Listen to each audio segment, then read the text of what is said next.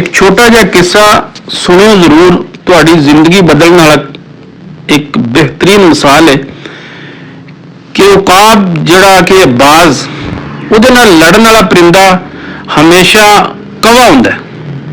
ਕਾਂ एक ऐसी चीज़ का नाम है कि ਇਹਦਾ काम है कि भी उकाफ ਨੂੰ ਬਾਜ਼ ਨੂੰ ਜਿਹੜਾ ਨਾ हर जिस वक्त ਉਹ नज़दीक आवे तो ਇਹਦੇ ਨਾਲ पंगा ਲੈਣਾ।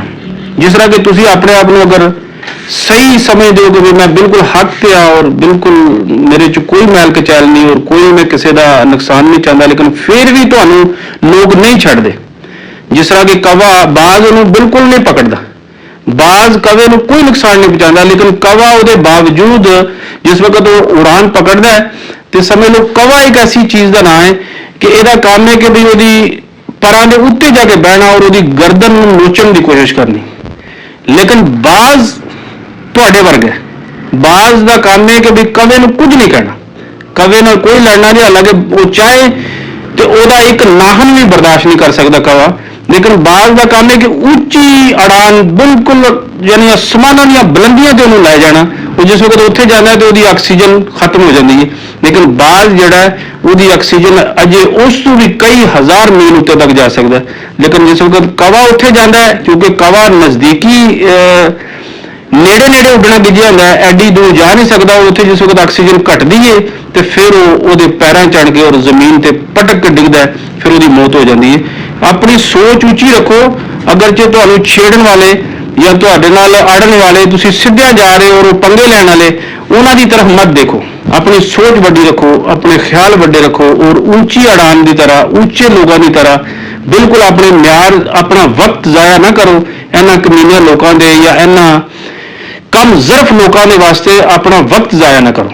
अपनी उड़ान ऊंची रखो, अपनी सोच, अपने ख्याल, अपने मामलात, अपनी हर किस्म का लेन देन, अपनी हर उठने वाला कदम इतनी बुलंदियां और इतनी अच्छाई की तरफ लैके जाओ कि हर बंदा तुहाडे तो इस गल तो मुतासर होवे कि यह शख्स दुनिया की जिहड़ी जिंदगी गुजार के गया बेहतरीन गुजार के गया और अच्छे लफ्ज़ों की याद रखें।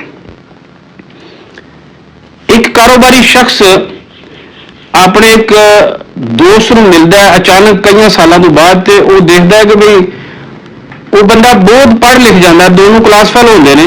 तो जिस वक्त वो मिलता है तो एक सिलेंडर की दुकान या एक कारोबार कोई भी कह सकते हो, कपड़े की दुकान होगी या वो कोई जनरल स्टोर है या कोई भी कारोबार होता अपना जाती कारोबार है। तो जिस वक्त उन्होंने अचानक एक दिन उत्थे गड्डी की ब्रेक मारता और उन्होंने मिलता है तो उन्होंने अपने मुलाजमों को कहता कि फौरी तौर पर जनाब वास्ते कुर्सी भी लैके आओ और पानी ठंडा भी लैके आओ। वो पानी ठंडा लैके आते उन्होंने पिलाते हैं तो उन्होंने कहते कि सर की चाहिए, तो वो कहता कि भाई मैनू ना फलानी चीज़ चाहिए। कोई उन्हें आइटम दसी और उन्होंने मुलाजमान ने छापर के पा के वो गड्डी च रख दी थी। और उस तो बाद वो पैसे देने लगा तो जोड़ा वो दूसरा दोस्त सी वो चूंकि पछाणदा भी पिया कि गड्डी के उत्ते तो वो नहीं पछाण रहा। तो उन्हें कहा कि ले रहन दो सर, कोई नहीं गल खैर ही पैसे ना दो ताकि तुसी जोड़ा ना मेरे दोस्त हो। तो उन्हें कहा तुसी मैंने पछाण दो, क्योंकि पछाणना तुसी मेरे क्लास फेल हो, लेकिन फलाने दौर दे विच मैं और तुसी इस वजह नाल जुदा हो गए सी कि भाई तुसी पढ़ लेंगे और मैं स्कूल छड्ड दिता सी। मैं स्कूल छड्ड के ते कारोबार की लाइन दी ते विच आ गया और तुसी पढ़ लिख के ते स्कूल टीचर लग गए या कोई अफीसर लग गए या किसी महकमे में भर्ती हो गए या गौरमेंट की कोई नौकरी जॉब कर ली और तुसी अज अफसर हो तुहाडे कोल गड्डी है।